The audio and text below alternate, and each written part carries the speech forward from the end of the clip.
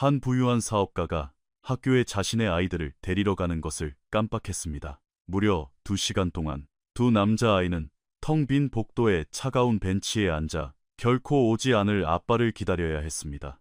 하지만 마침내 학교 문을 열고 들어온 사람은 가족이 아니었습니다.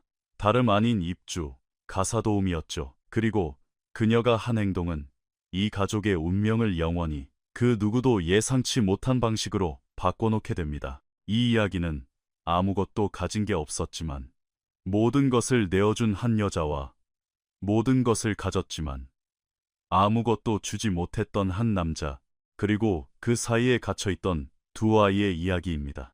하지만 미리 경고할게요. 이 이야기를 끝까지 읽으신다면 눈물을 닦을 휴지가 필요할지도 모릅니다.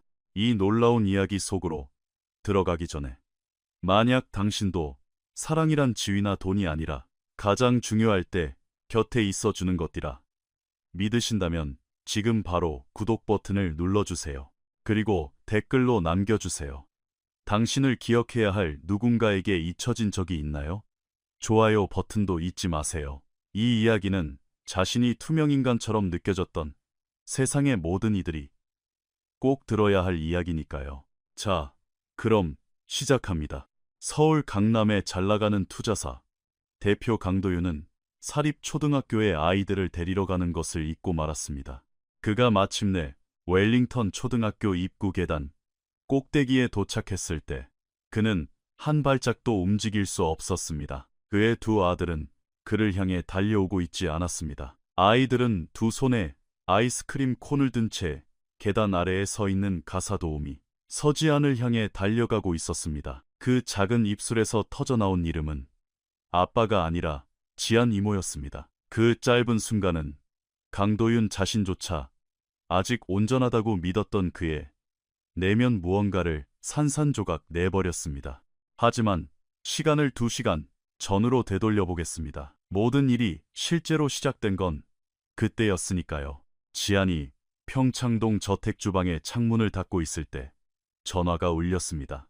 발신자 표시에는 웰링턴 초등학교가 떠 있었습니다. 그녀는 2번 울리기도 전에 수화기를 들었습니다. 서지안 여사님 되시죠? 웰링턴 초등학교 행정실입니다. 강도윤 대표님과 1시간 넘게 연락을 시도했는데 닿지 않아서요. 민호와 서준이가 아직 학교에 있습니다. 수업은 3시에 끝났는데 지금 벌써 5시가 넘었네요. 지안의 심장이 덜컥 내려앉았습니다. 대표님이 안 데리러 가셨나요? 네. 휴대폰으로 3번이나 전화를 드렸는데 안 받으십니다. 지안은 망설이지 않았습니다. 이것이 자신의 업무 범위에 포함되는지 고민하지도 않았고 자신보다 더 적합한 자격을 가진 누군가가 이 문제를 해결해 주기를 기다리지도 않았습니다. 부재중 전화 세 통이면 대답은 충분했습니다. 주방벽에 걸린 가방을 챙긴 그녀는 평소 알고 지내던 이웃에게 다급히 차를 빌려 키를 손에 쥔 채 뒷문으로 뛰쳐나갔습니다. 그녀의 심장은 두려움 때문이 아니라 다급함으로 뛰고 있었습니다. 무엇을 해야 할지 정확히 알면서도 미룰 이유가 전혀 없을 때 느껴지는 그런 종류의 다급함이었습니다. 차가 막히는 서울의 퇴근 시간. 학교까지는 원래 20분이 걸리는 거리였습니다. 하지만 지안은 14분 만에 도착했습니다. 신호가 잘 맞아떨어지기도 했지만 그녀의 온몸을 감싼 단호함이 한치의 지체도 허락하지 않았기 때문입니다. 그녀가 행정실 문을 열고 들어서자 데스크 뒤에 있던 직원의 얼굴에 안도의 빛이 역력하게 번졌습니다. 아유, 다행히 와주셨네요. 지안은 곧장 두 아이가 앉아있는 복도로 향했습니다. 10살 민호는 벤치 왼쪽에 앉아 있었습니다. 두 손은 무릎 위에 깍지 껴 올려두었고 시선은 바닥에 고정되어 있었으며 턱은 굳게 다물어져 있었습니다. 낯선 사람들 앞에서 마음속에 무언가를 쏟아내지 않으려고 안간힘을 쓰는 조금 큰 아이들 특유의 표정이었습니다. 10살밖에 안 되었지만 그 순간의 민호는 너무 많이 기대하면 결국 실망만 남는다는 것을 일찌감치 깨버린 어른처럼 보였습니다. 7살 서준이는 벤치 오른쪽에 앉아 있었습니다. 배낭을 가슴에 꼭 끌어안은 채 바닥에 닿지 않는 짧은 두 다리를 달랑거리고 있었죠. 복도에서 작은 소리라도 날 때마다 문 쪽으로 고개를 돌리는 서준이의 눈빛에는 어린아이들만이 가질 수 있는 희망찬 기대감이 서려 있었습니다. 다음번에 문이 열리면 꼭 자기가 기다리는 사람이 나타날 거라는 순수한 믿음 말입니다. 서준이는 문으로 들어서는 지안을 발견하자마자 바닥에 배낭을 내팽개치고 벤치에서 뛰어내렸습니다. 지안이 채 다가가기도 전에 몸을 낮추고 두 팔을 활짝 벌리자 서준이는 자신의 작은 체중을 온전히 실어 지안의 품에 와락 안겼습니다. 아무것도 숨기지 않고 아무것도 제지하는 채 온 마음을 다한 포옹이었습니다. 민호는 그 모습을 잠시 벤치에 앉아 지켜보다가 천천히 일어나 지안에게 다가왔습니다. 민호가 가까이 오자 지안은 한쪽 팔로 아이를 감쌌습니다. 억지로 끌어당기지도 너무 꽉 안지도 않았습니다. 그저 가만히 팔을 두르자 민호는 밀어내지 않고 지안의 어깨에 이마를 기댄 채 단 한 번 깊은 한숨을 내쉬었습니다. 그 한 번의 숨소리에는 아이가 소리내어 말하지 못한 모든 감정이 담겨 있었습니다. 지안은 꽤 오랫동안 두 아이를 품에 안고 있었습니다. 그녀의 몸에 기대오는 아이들의 무게가 느껴졌습니다. 아침부터 가방 속에 들어있던 간식 냄새, 분필 먼지 냄새, 그리고 누군가를 기다리기에 적합하지 않은 장소에서 너무 오래 기다려야 했던 아이들의 땀 냄새가 났습니다. 지안은 아무 말도 하지 않았습니다. 이 포옹이 어떤 완벽한 단어보다도 더 정확하게 모든 것을 말해주고 있었으니까요. 마침내 아이들을 놓아준 지안은 두 손으로 민호의 가방끈을 고쳐 메어주고 서준이의 가방 지퍼를 확인했습니다. 모든 상황을 조용한 호기심으로 지켜보던 직원에게 인사를 건넨 뒤 그녀가 한 말은 단 한마디였습니다. 가자. 그 말에는 분노도 원망도 어떤 종류의 억눌린 감정도 없었습니다. 그저 늘 곁에 있었고 앞으로도 곁에 있을 사람의 편안한 목소리였습니다. 두 아이는 그 말을 듣고 지안의 양옆에 바짝붙어 걸었습니다.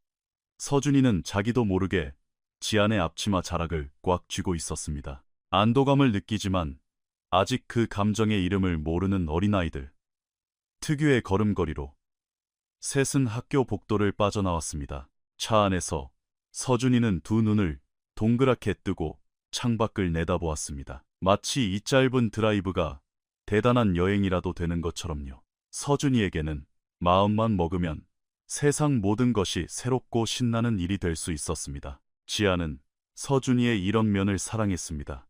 가장 거짓 없는 아이의 진짜 모습이었으니까요. 반대편의 민호는 조용했습니다. 옆자리에 가방을 둘 공간이 충분한데도 무릎 위에 가방을 꼭 끌어안고 있었습니다. 창밖을 바라보는 민호의 시선은 풍경을 구경하는 아이의 것이 아니었습니다. 아직 말로 꺼낼 준비가 되지 않은 무언가를 속으로 사귀고 있는 사람의 시선이었습니다. 지안은 커브를 돌 때마다 룸미러로 두 아이를 살피며 천천히 차를 몰았습니다. 그녀의 몸에는 완전히 풀리지 않은 긴장감이 감돌고 있었습니다. 집에 도착하면 결코 간단치 않은 상황을 마주해야 한다는 것을 알았기 때문입니다. 그녀는 이 아이들의 법적 보호자가 아니라 그 저택의 직원이었습니다. 이 두 가지 사이에는 명확한 선이 존재했고 그녀는 허락도 예고도 없이 그 선을 넘어버렸습니다. 한치의 후회도 없었지만 어떤 식으로든 설명이 필요하다는 건 알고 있었습니다. 저택에 거의 다다랐을 때 차가 골목으로 꺾어 들어가는 순간 창밖에서 눈을 떼지 않은 채 민호가 입을 열었습니다. 이모는 우리가 거기 있는 거 알았어요? 지안이 룸미러로 민호를 바라보았습니다. 학교에서 전화가 왔어. 하지만 이모가 와야 하는 의무는 없잖아요. 지안은 곧바로 대답하지 않았습니다. 대문 앞에 차를 세우고 시동을 끈 뒤 운전대에 손을 얹은 채 잠시 멈춰 있다가 고개를 살짝 돌려 민호를 바라보았습니다. 내가 무언가를 할 수 있는데 아무도 없는 곳에 너희를 앉아 기다리게 내버려 둘 사람은 아무도 없어. 민호는 평소보다 아주 조금 더 긴 시간 동안 룸미러를 통해 지안을 바라보았습니다. 그러고는 아무 말 없이 차 문을 열고 내렸습니다. 하지만 차에서 내리는 민호의 모습은 가방끈을 고쳐 메고 반대편에서 동생 서준이가 내리기를 기다리는 그 모습은 처음 차에 탔을 때와는 미묘하게 달라져 있었습니다. 지아는 그것을 눈치챘지만 아무 말 없이 마음에 담아두었습니다. 저택 안으로 들어온 지아는 재빨리 간식을 준비해 아이들을 주방 식탁에 앉혔습니다. 차에서 졸다 깨어나 볼이 구겨진 채 비몽사몽인 서준이를 위해 따뜻한 핫초코를 탔습니다. 그리고 냉동실로 가 아이스크림 콘 2개를 꺼냈습니다. 오늘은 금요일이었고 달콤한 위로 없이 끝내기에는 너무나도 길고 고단한 하루였기 때문입니다. 민호는 아이스크림을 천천히 먹었습니다. 마치 입을 다른 데 쓰지 않기 위해 억지로 바쁘게 만드는 사람처럼 콘의 가장자리만 조심스레 핥으며 지나치게 집중했습니다. 반면 서준이는 손목으로 아이스크림이 뚝뚝 떨어지는 것도 아랑곳하지 않고 깨르르 웃으며 먹었습니다. 서준이는 과거에 일어난 일이나 미래에 일어날 일의 무게를 짊어지지 않고 오직 현재를 사는 아이였습니다. 지아는 서준이의 그런 점이 큰형의 무거움을 덜어주는 자연스러운 균형추처럼 아름답고 꼭 필요하다고 생각했습니다. 주방 카운터에 기대어 두 아이를 지켜보던 지아는 이 집에 그녀가 매일 치우는 먼지나 얼룩과는 전혀 상관없는 거대한 문제들이 존재한다는 것을 다시금 깨달았습니다. 잘못된 곳에 존재하는 침묵이 있었습니다. 집은 크고 잘 관리되어 있었고 모든 것이 제자리에 있었지만 구석구석 배어있는 그 침묵은 평화가 아니라 결핍이었습니다. 아이들은 그 침묵을 온몸으로 짊어지고 있었습니다. 지안 역시 비슷한 침묵 속에서 자랐기에 그 무게가 얼마나 무서운지 누구보다 잘 알고 있었습니다. 강도윤은 40분 뒤에 도착했습니다. 차가 대문을 통과하는 소리, 차 문이 닫히는 소리, 현관으로 이어지는 돌길을 밟는 발소리가 들렸습니다. 지아는 불려가기를 기다리지 않기로 마음먹고 두 아이와 함께 마당으로 나갔습니다. 부를 때까지 기다린다면 이 대화가 필요한 방향으로 흘러가지 않을 수도 있었으니까요. 아이들의 손에는 아직 아이스크림 콘이 쥐어져 있었습니다. 민호의 것은 거의 다 먹어갔고 서준이의 것은 반쯤 남아 감당할 수 없는 속도로 녹아내리고 있었습니다. 강도윤은 늘 그렇듯 한 손에는 서류 가방을 들고 완벽하게 단추를 채운 슈트 차림으로 계단을 올랐습니다. 마당에 서 있는 세 사람을 발견한 그는 그 자리에 멈춰 섰습니다. 모두가 눈치챌 만큼의 긴 시간 동안 계단 꼭대기에 멈춰 있던 그는 이내 천천히 평소에 빠르고 확신에 찬 걸음걸이와는 전혀 다른 조심스러운 발걸음으로 계단을 하나씩 내려왔습니다. 그가 다가오자 서준이가 쪼르르 달려가 아이스크림을 든 손으로 그의 바지가랑이를 와락 안았습니다. 고급 슈트 바지에 아이스크림이 묻는 것도 모른 채요. 그리고 서준이는 마치 정해진 의식을 치른 사람처럼 자신이 진짜 있고 싶은 곳을 향해 곧바로 지안의 곁으로 돌아갔습니다. 민호는 가지 않았습니다.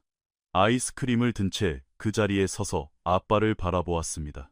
그 표정은 분노가 아니었습니다. 분노에는 차라리 열기와 움직임과 다급함이 있는 법이니까요. 민호의 얼굴에 서린 것은 그보다 훨씬 더 차갑고 씁쓸한 감정이었습니다. 가진 모든 마음을 다해 기다렸으나 결국 아무 소용이 없었다는 것을 깨닫고 더 이상 기대하지 않기로 결심한 아이의 눈빛이었습니다. 이 모든 것을 지켜본 도윤은 마당 한가운데 멈춰서서 아이들을 보고 지안을 보았습니다. 그의 얼굴은 평소와 달랐습니다. 회사에서 짓는 냉철한 표정도 집에 돌아왔을 때 무관심한 표정도 아니었습니다.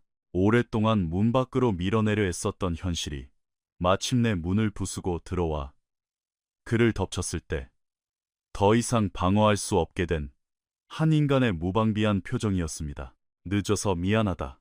그의 목소리는 평소의 위압적인 대표의 톤이 아니라 아주 낮고 떨리는 목소리였습니다. 민호가 눈도 깜빡이지 않고 그를 쳐다보았습니다. 2시간이에요. 아빠. 우리는 거기서 2시간이나 앉아 기다렸어요. 도윤은 아주 잠시 눈을 감았습니다. 단 1초의 순간이었습니다. 눈을 뜬 그는 더 이상 아무 말도 하지 못하고 지안에게로 시선을 돌렸습니다. 고맙습니다. 지안은 대답하지 않았습니다. 지금은 대답할 타이밍이 아니라는 걸 알았으니까요.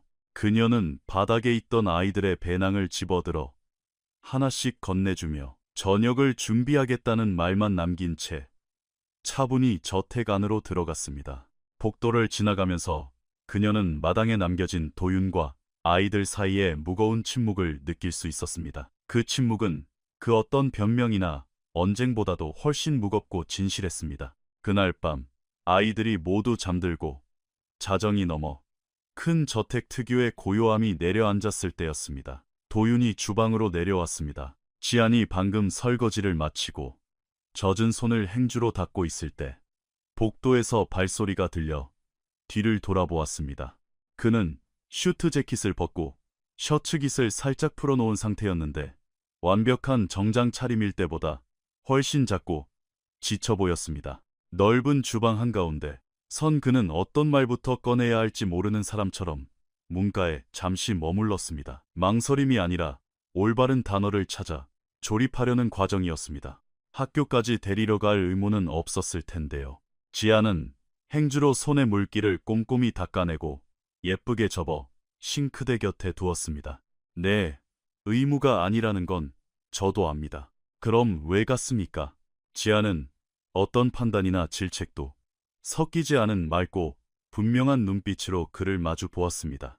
아이들이 혼자 남겨져 있었고 제가 갈 수 있었으니까요. 그 이상의 이유는 필요 없었습니다. 그녀의 대답을 들은 도윤은 한동안 입을 다물었습니다. 마치 그 문장을 자신의 마음속 걸음망에 넣고 천천히 걸러내는 듯 했습니다. 그리고 여전히 낮은 목소리로 말했습니다. 다시는 이런 일 없을 겁니다. 지아는 의자에 걸쳐둔 외투를 챙겨 문 쪽으로 걸어갔습니다. 그녀가 도윤을 스쳐 지나갈 때 그가 평소 고용주로서 부르던 것과는 전혀 다른 단단한 어조로 그녀의 이름을 불렀습니다. 지아는 걸음을 멈췄지만 바로 돌아보지는 않았습니다. 서지안 씨, 다시는 이런 일 절대 없을 겁니다. 그녀는 뒤돌아 그를 딱 2초 동안 응시한 뒤 아무 대답 없이 주방을 나갔습니다. 오직 시간만이 증명할 수 있는 일들이 있었고 지아는 오래전부터 밤에 주방에서 내뱉은 말은 다음 날 아침에 햇빛 아래서 진짜인지 확인해야 한다는 것을 알고 있었기 때문입니다. 그 후 며칠 동안 집안의 리듬에 무언가 말없는 변화가 스며들었습니다. 도윤은 일찍 퇴근하기 시작했습니다. 매일은 아니었고 완벽하지도 않았지만 이전의 일상에서는 상상도 할 수 없던 빈도였습니다. 화요일에는 오후 6시에 도착해 주방을 거치지 않고 늘 하던 대로 휴대폰을 확인하지도 않은 채 곧장 아이들의 방으로 올라갔습니다. 목요일에는 5시 30분에 돌아와 민호, 서준이와 함께 저녁 식탁에 앉았습니다. 그 식사는 평소와 달랐습니다. 도윤은 중간에 일어나지도 전화를 받지도 않았고 휴대폰은 화면이 바닥을 향하도록 식탁에 엎어두었습니다. 서준이가 주스컵을 엎질렀을 때 늘 통제에서 벗어난 상황을 못 견뎌하며 얼굴을 굳히던 도윤은 화내지 않았습니다. 그저 냅킨을 뽑아 아들과 함께 묵묵히 식탁을 닦았습니다. 지아는 요리를 내고 치우고 정리하면서 아무 말도 하지 않았지만 이 모든 것을 주의 깊게 관찰하고 있었습니다. 진짜 변화는 거창한 연설로 찾아오는 것이 아니라 아무도 보지 않는다고 생각할 때 하는 작은 행동들 속에서 피어난다는 것을 알고 있었으니까요. 수요일 오후 지안이 2층 복도를 걸레질하고 있을 때 서재문이 열렸습니다. 급히 나오던 도윤이 복도 한가운데 놓인 양동이에 걸려 넘어질 뻔했습니다. 그는 화를 내거나 바쁠 때 방해받았다는 짜증 섞인 어조 없이 자연스럽게 미안하다고 사과했습니다. 지안도 괜찮다며 양동이를 옆으로 치웠습니다. 하지만 그녀가 몸을 일으켰을 때 도윤은 여전히 그 자리에 서서 평소와는 완전히 다른 시선으로 그녀를 바라보고 있었습니다. 그것은 직원이 일을 제대로 하고 있는지 감시하는 눈빛이 아니었습니다. 한 사람을 진심을 다해 온전히 바라보는 시선. 사람들이 누군가를 위해 기꺼이 멈춰서야만 가질 수 있는 그런 진실한 관심이 깃든 눈빛이었습니다. 여기서 일한 지 얼마나 됐습니까? 의례적인 질문이 아니라 진심 어린 호기심이 담긴 목소리였습니다. 2년 3개월 됐습니다. 그는 잠시 그 숫자를 머릿속에 새기듯 그녀를 바라보았습니다. 서울에 가족이 있습니까? 어머니 한 분 계십니다. 어머니 한 분뿐인가요? 그는 그녀의 대답을 머릿속 서랍에 소중히 보관하는 사람처럼 천천히 고개를 끄덕이고는 서재로 돌아갔습니다. 지아는 다시 걸레질을 시작했지만 그 복도의 공기에는 정확히 이름 붙일 수 없는 무언가 새로운 것이 떠다니고 있었습니다. 아직 명확한 형태는 없었지만 분명히 존재하는 그 느낌은 하루 종일 그녀의 곁을 맴돌았습니다. 몇 주 후 도윤이 지안을 거실로 불렀습니다. 지안은 청소 상태나 집안의 자잘한 지시사항 같은 흔한 업무 이야기일 거라 생각하며 들어섰습니다. 하지만 도윤은 업무를 지시할 때처럼 서 있지 않았습니다. 소파에 앉아 두 팔꿈치를 무릎에 기대고 깍지 낀 두 손을 모은 채 앉아 있었습니다. 그의 얼굴에는 고용주의 근엄함이 아닌 오랫동안 망설였던 말을 마침내 꺼내려는 사람의 무거운 진지함이 서려 있었습니다. 앉으세요. 2년 3개월 동안 이 소파에 앉으라는 권유를 받은 건 처음이었습니다. 지아는 허리를 꼿꼿이 세우고 옆쪽 1인용 안락의자 끝에 조심스레 앉아 기다렸습니다. 지안 씨가 굳이 알아야 할 의무는 없지만 그래도 당신은 알 자격이 있다고 생각해서 하는 이야기입니다.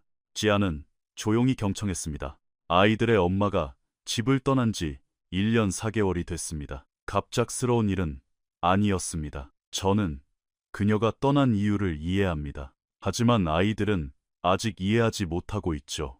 그리고 저는 아빠로서 아이들에게 계속 실패해왔습니다.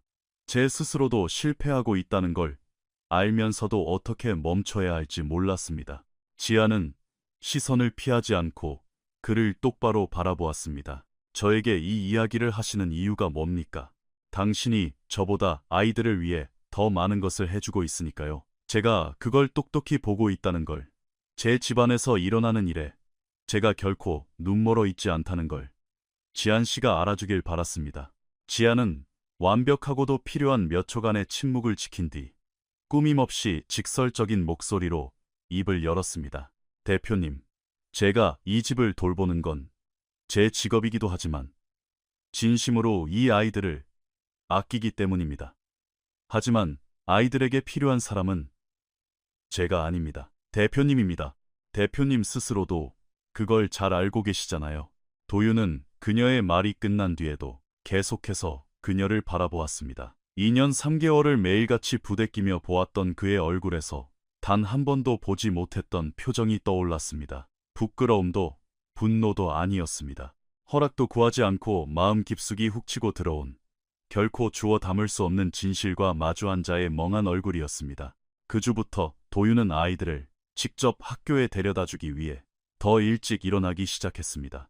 휴대폰을 식탁에 올리지 않은 채 매일 밤 아이들과 저녁을 먹었습니다. 금요일에는 새 축구공을 옆구리에 끼고 퇴근에 마당으로 민호를 불렀습니다. 처음엔 들떴다가 실망할까봐 경계하던 민호도 시간이 지나자 10살 남자아이 특유의 활기와 왁자지껄함을 되찾으며 마음껏 뛰어놀았습니다. 서준이는 룰도 모르는 축구를 향해 테라스에서 알 수 없는 지시를 소리치며 그저 이 순간이 좋아서 끊임없이 웃어댔습니다. 주방 창문 너머로 설거지를 하며 이 모든 광경을 지켜보던 지아는 정확한 단어로 묘사할 순 없지만 이 집의 차가운 벽돌 안에서는 한 번도 느껴보지 못한 따뜻한 가벼움이 가슴속에 차오르는 것을 느꼈습니다. 민호는 예전보다 훨씬 더 자주 웃기 시작했습니다. 손님이 왔을 때나 예의를 차려야 할 때 짓는 사회적인 미소가 아니라 입꼬리에 불쑥 찾아왔다. 사라지는 무의식적이고 자연스러운 웃음. 그것은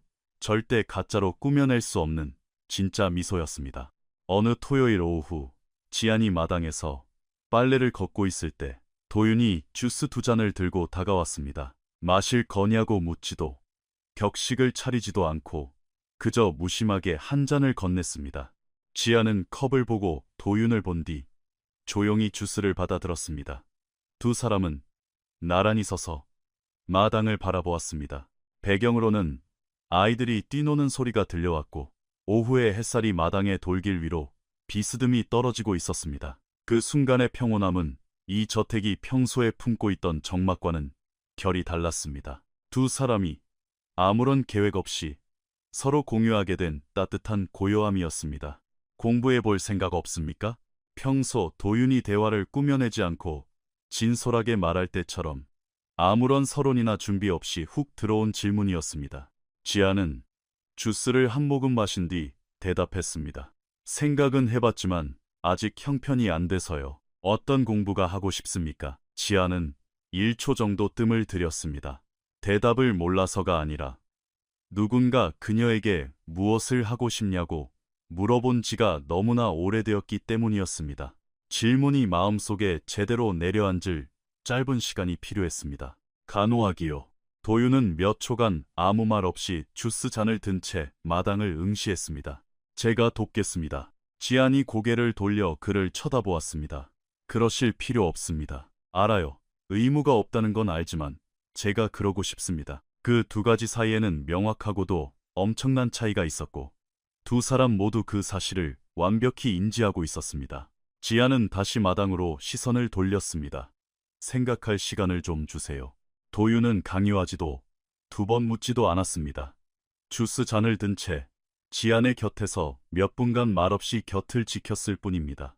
그가 저택 안으로 들어간 뒤에도 지안은 마당에 남은 빨래를 거두며 생각에 잠겼습니다. 사실 그녀의 내면에는 이미 대답이 완성되어 있었습니다.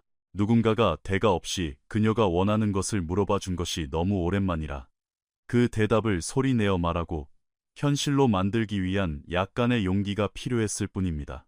그의 제안은 그녀가 예상치 못한 마음속 깊은 곳을 건드렸습니다. 그날 오후 빨래 바구니를 품에 안고 복도를 걸어가는 내내 다음 날 반드시 전해야 할 확고한 대답이 그녀의 머릿속을 가득 채우고 있었습니다. 세탁실에 불을 끄기 전 그녀는 조그맣게 속삭였습니다.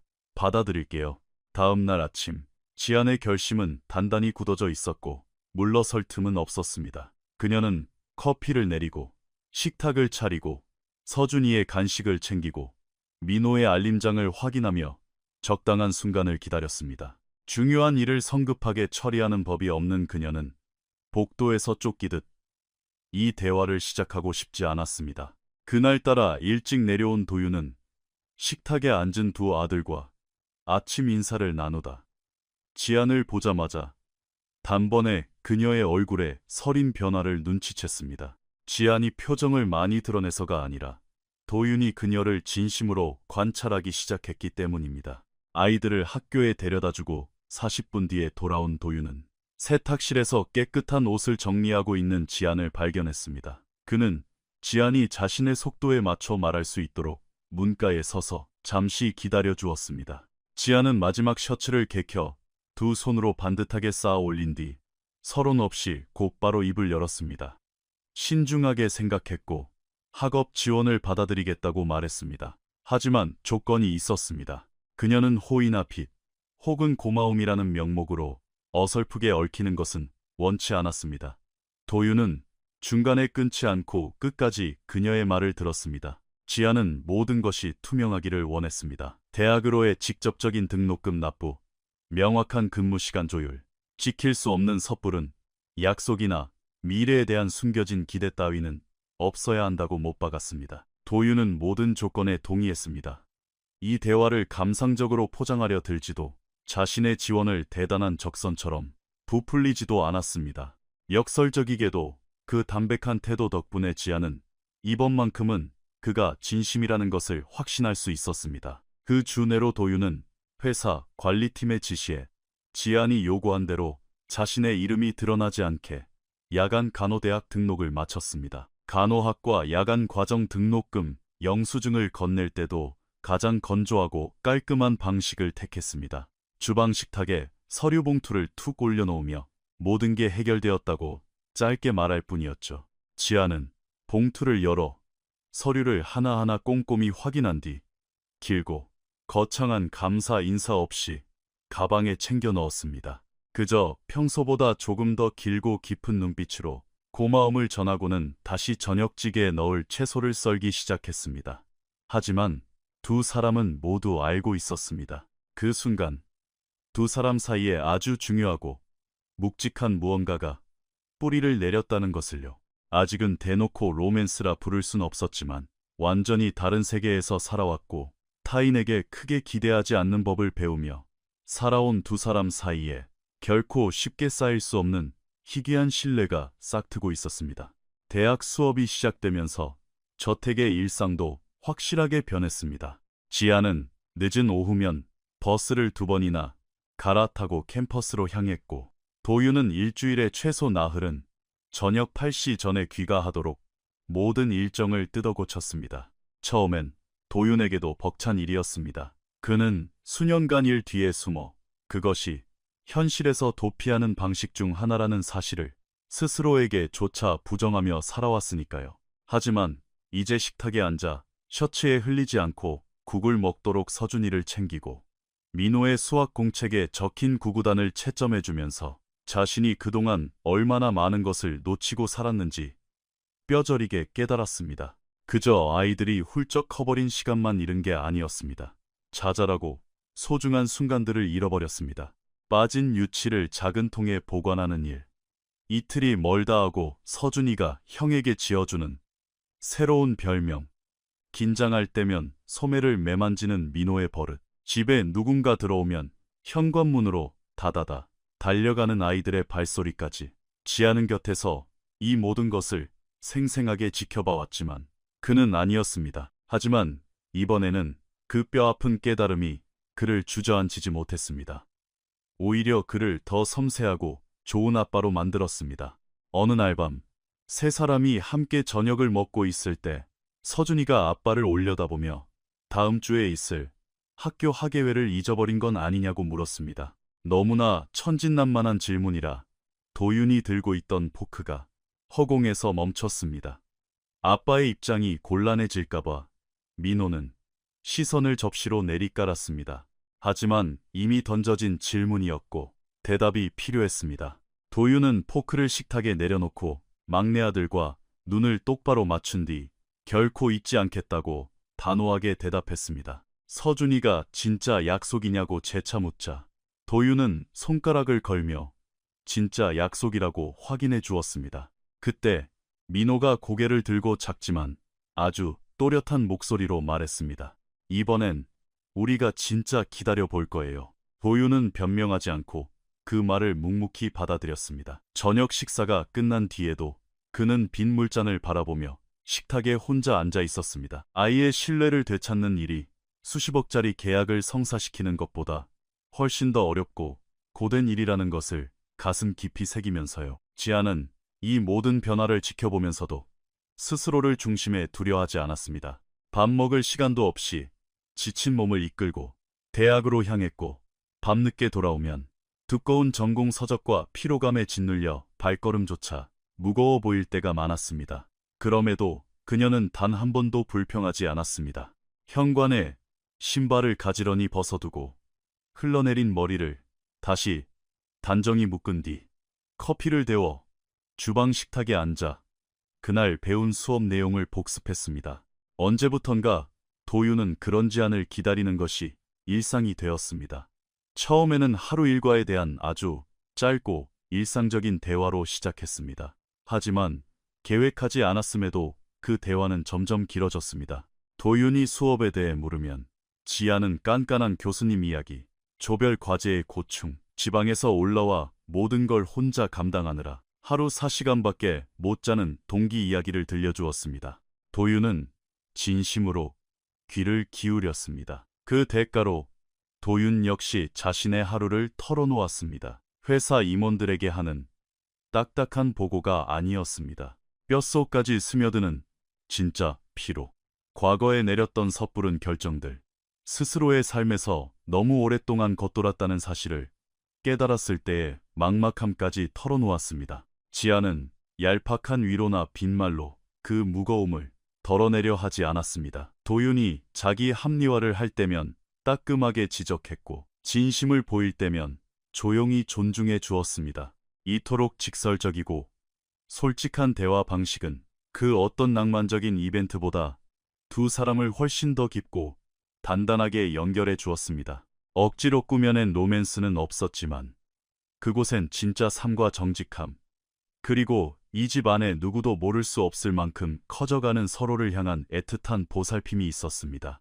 아이들이 두 사람 사이의 공기 변화를 가장 먼저 눈치챘습니다. 비록 모든 상황을 다 이해하진 못했지만요. 어린 서준이는 지안 이모가 집에 있을 때면 집안이 안팎으로 더 포근해지고, 아빠가 하루 종일 미간을 찌푸린 채 휴대폰만 보며 거실을 서성이는 버릇이 사라졌다는 것을 알았습니다.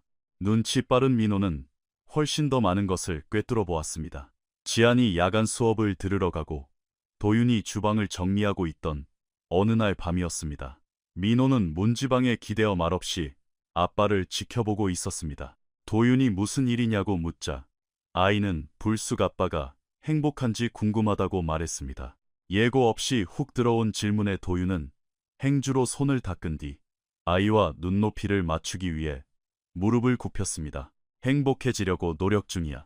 그러자 민호가 대답을 이었습니다. 요즘은 진짜로 행복해 보여요. 짧은 침묵이 흘렀습니다. 민호가 다시 물었습니다. 지안 이모 덕분인가요? 도윤은 억지로 웃어 보이거나 시선을 피하지 않았습니다. 아주 담백하게 대답했습니다.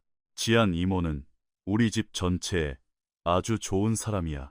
민호는 천천히 고개를 끄덕이고는 방으로 발길을 돌렸습니다. 하지만 계단을 오르기 전 어깨 너머로 한마디를 툭 던졌습니다. 다 티나요, 아빠. 첫 번째 진짜 위기는 지안이 처음부터 예상했던 곳, 바로 도윤의 가족으로부터 찾아왔습니다. 첫 타자는 도윤의 누나 강혜진이었습니다. 그녀는 우아하고 깐깐하며 주변의 모든 것을 통제하는데 익숙한 전형적인 상류층 여성이었습니다. 그녀는 고용인들을 대할 때 흠잡을 데 없는 예의를 갖췄지만 그것은 철저하게 거리를 두는 오만함에서 비롯된 것이라 때로는 노골적인 무례함보다 더 불쾌하게 다가왔습니다. 일요일 점심 식사를 위해 저택을 찾은 혜진은 몇 분 만에 집안을 감도는 미묘한 분위기를 눈치챘습니다.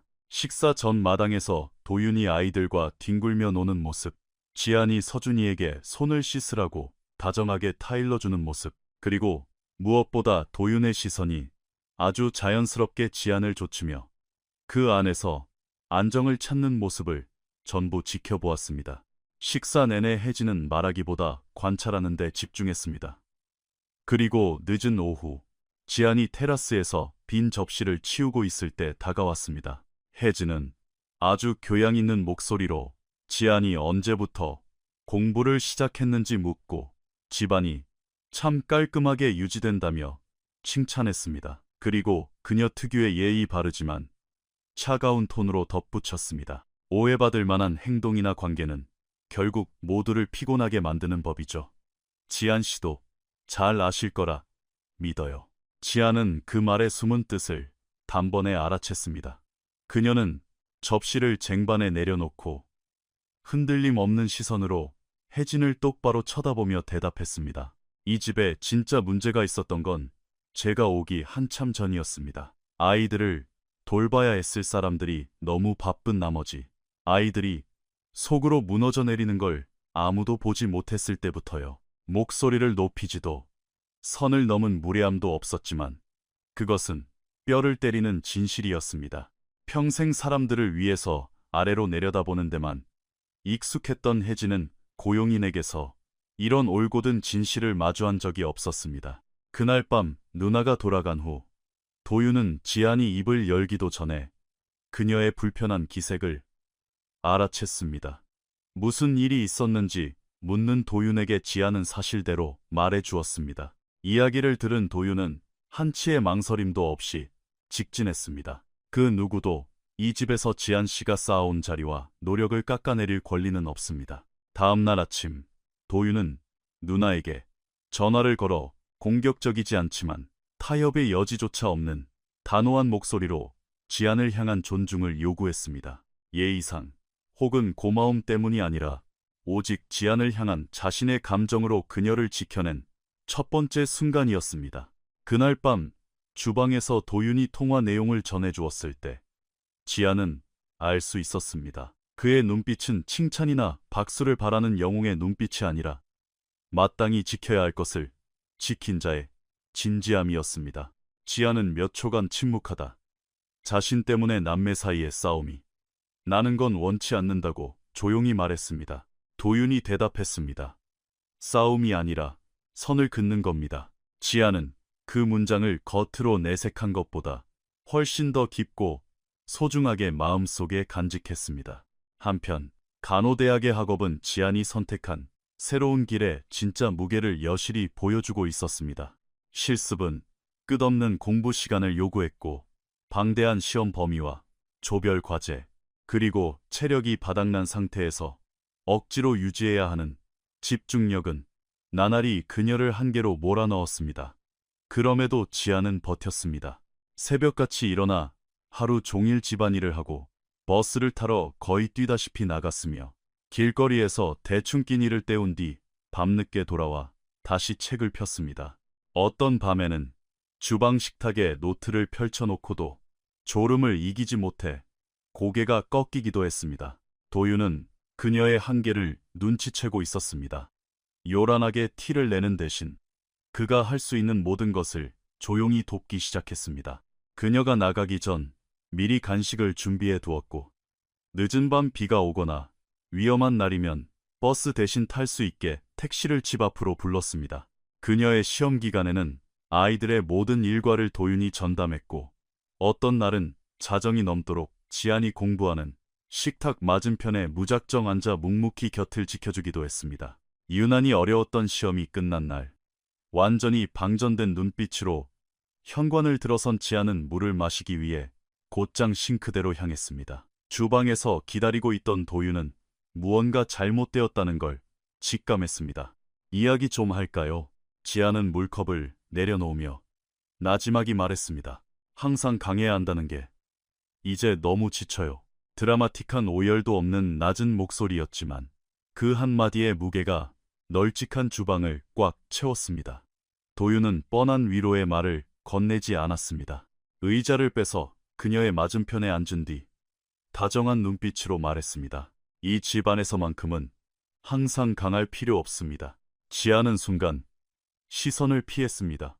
당면한 현실의 문제들보다 누군가에게 기대도 된다는 허락을 받아들이는 것이 평생을 억척스럽게 살아온 그녀에게는 훨씬 더 낯설고 두려웠기 때문입니다. 두 사람은 한동안 침묵을 지켰습니다.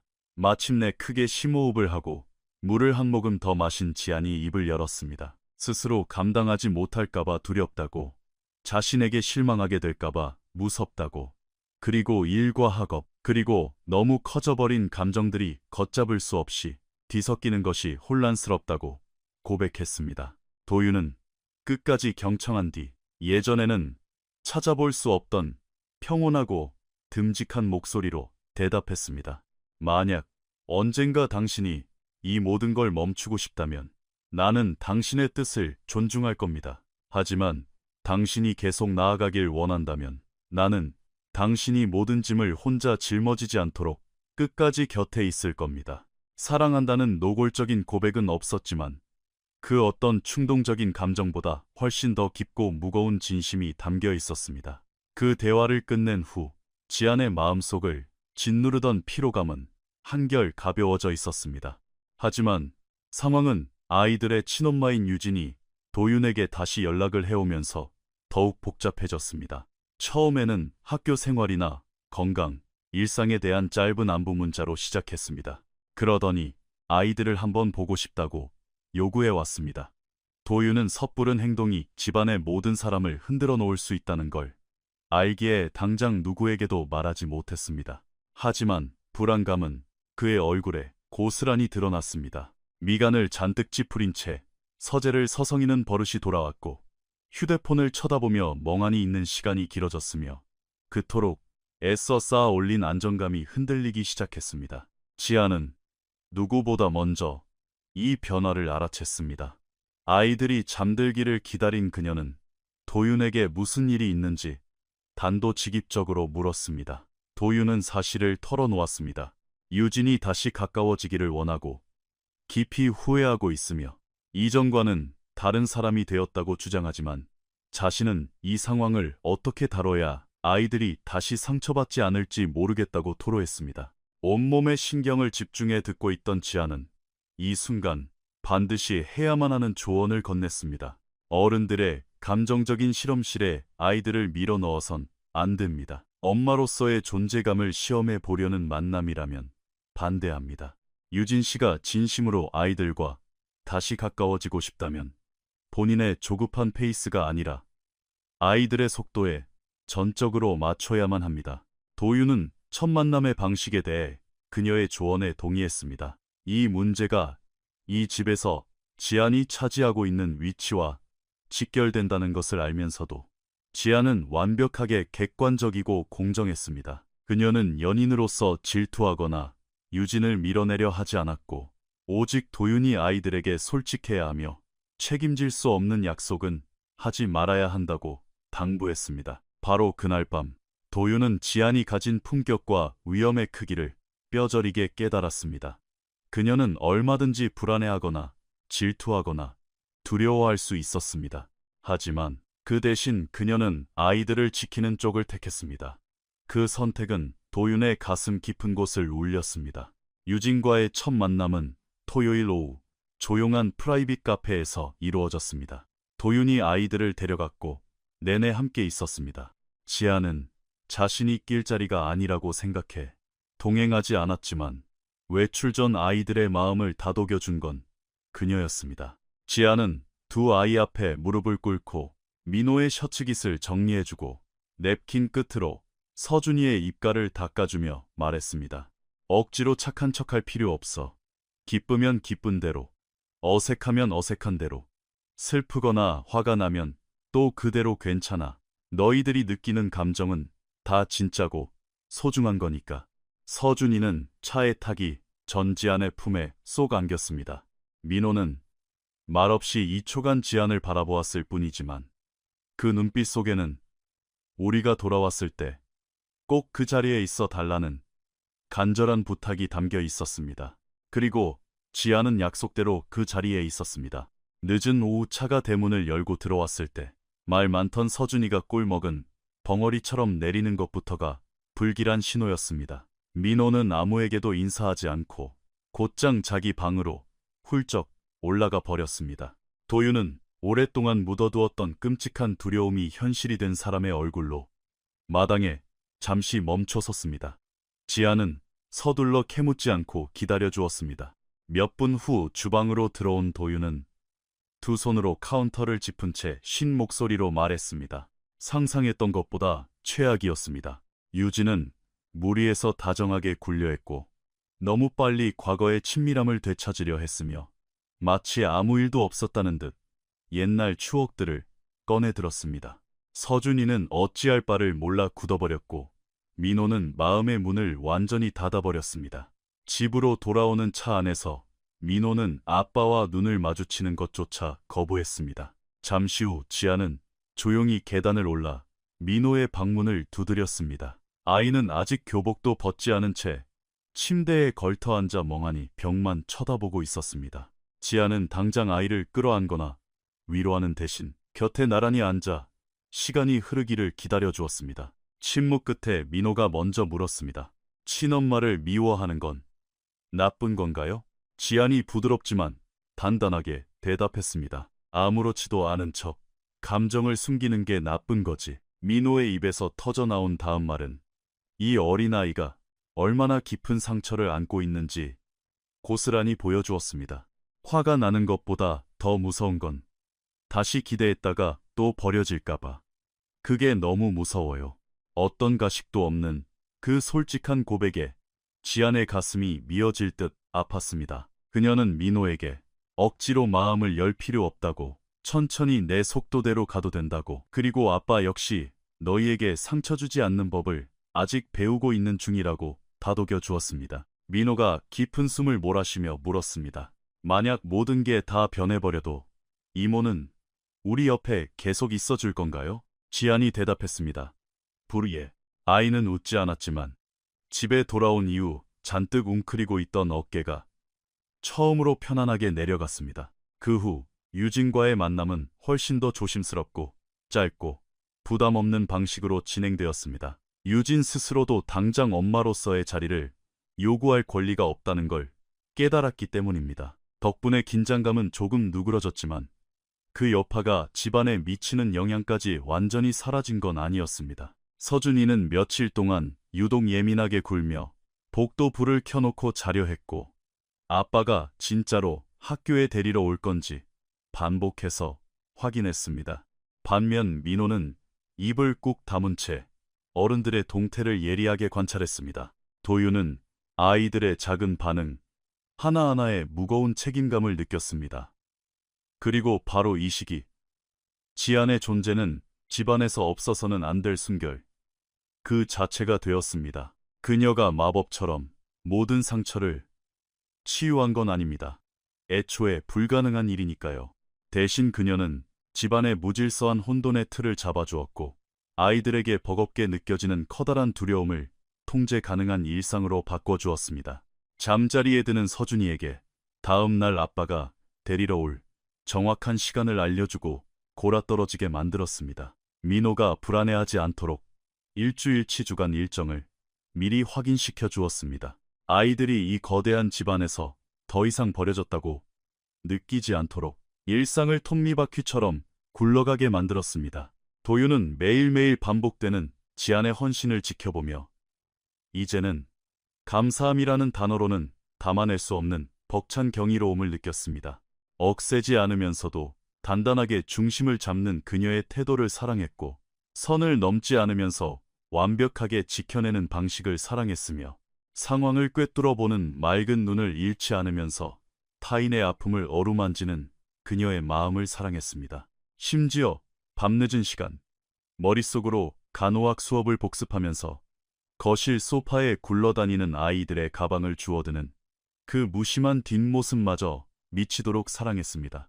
하지만 도유는 이 감정을 책임감 있게 억눌렀습니다. 그저 느끼는 것만으로는 부족하며 이 사랑의 무게를 완벽하게 감당할 준비가 되었다는 확신이 필요했으니까요. 그 확신은 어떤 특별한 기념일이나 위기의 순간이 아니라 너무나도 평범해서 더 아름다운 어느 수요일 오후에 찾아왔습니다. 도윤이 평소보다 조금 이른 6시쯤 퇴근해 주방으로 들어섰을 때였습니다. 서준이는 주방 식탁에서 크레파스로 그림을 그리고 있었고, 민호는 카운터에 기대어 과학책을 읽고 있었으며, 지아는 저녁찌개에 넣을 채소를 썰면서 민호에게 수업 시간에 배운 동맥과 정맥의 차이를 설명해주고 있었습니다.